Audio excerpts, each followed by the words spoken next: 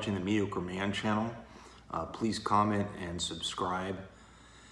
We are way off topic today. Normally I cover things like shed cabins, riding dirt bikes, doing wheelies, things that are enjoyable.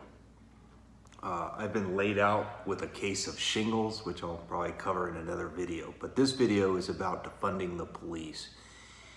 And so I want to explain who I am and why you should consider listening to my opinion.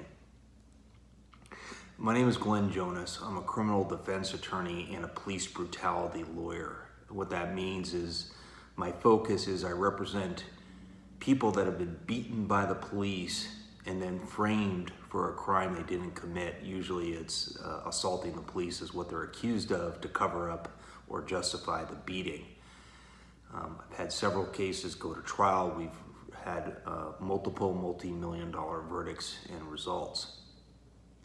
Behind me is a picture from the LA Times. It's actually an illustration of a truck that was shot up during the Christopher Dorner manhunt. I represented the two women who were shot by the LAPD, where there was 103 bullet holes through their truck.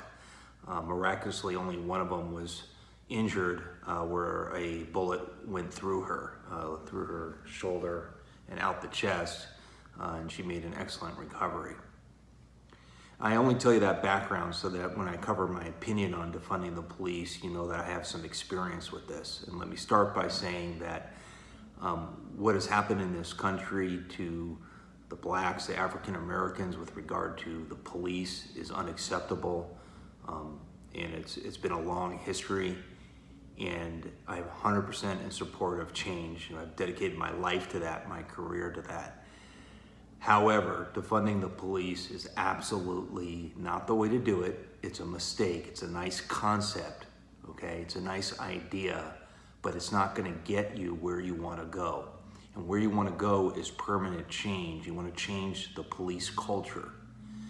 Defunding isn't how that's gonna happen. Number one, when have you seen the government spend the money the right way, right? They're gonna take the money, in theory, from the police agencies and give it to other social services. Good luck with that, because the social services they've been doing have been working out so well. Sure, that's been great. No, it hasn't. What's gonna happen is you're gonna take that money from the police and then it's just gonna be crapped away. And then we're gonna have less effective police officers or policing, and then really no other social services to take the place. The fundamental problem is the culture. The culture stems from a us versus them attitude. When they go through the police academy and they become police officers, even if they started out with the right idea of wanting to serve their community, basically, I guess the hardships of the job and then the culture from the top down, it becomes us versus them. And whenever you have that mentality, you're gonna have a problem and you're not gonna get good policing.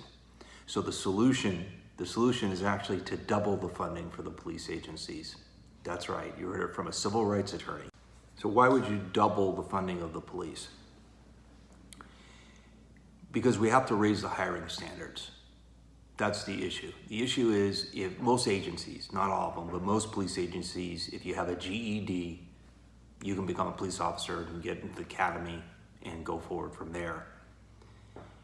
And I'm not an elitist, but I will tell you that a college education expands someone's horizon. It generally leads to a little more compassion, a better understanding of the social and economic realities of what we're dealing with in our given communities. And so what you would do is you would say, everybody who's currently a police officer, I don't care if it's the first day on the job or you're the chief, you're now on probation. And if you want to keep your job, you have to get a 4-year degree in social science, psychology, criminal justice, whatever it is that is going to help. And we'll pay for it. So you get to get a 4-year degree, and you're going to have to earn that degree within 6 years, we'll say. And then any new hires, if you don't have a 4-year degree, don't apply because you're not getting the job. And once you have college-educated police officers, and hopefully you would require a graduate degree to be at the top of the administration, you're going to have a different outlook and a different way of relating to your community and the job that you've been given, such that it'll be refreshing to police officers to actually be doing what they signed on to do, which was serving their community, protecting and serving. And I know it sounds a little bit out there, but that's the reality. You want to fix it, you want to stop police brutality, you want to lessen it at least, that's what you need to do. So this concept that defunding the police is going to get us where we need to go, frankly, it's stupid. Okay, number one, you're demoralizing the police officers that already have the job. There's going to be a backlash for that. They're going to sit on their hands and not make the proper arrests. In LA County, the funding's taken away, so now we're not going to investigate sex crimes. How does that help society? It doesn't. Two, we need police officers. Okay, people don't abide by the law. The law has to be enforced. If it's not, things are going to go crazy. And if you have any doubt about that, look at the looting. We understand the looting. We get why it's happening. But the reality is it's against the law. It does damage. It costs society. And the police are reluctant to do anything about it, because when they do, then there's more accusations of brutality.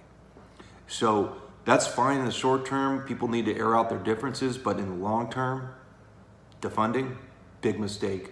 Don't do it. You will regret it. Take my plan, put that into action, and you'll see a real difference over time. And it's not going to happen overnight. And all these problems take an investment. So make the smart investment. Let's get ready to rumble!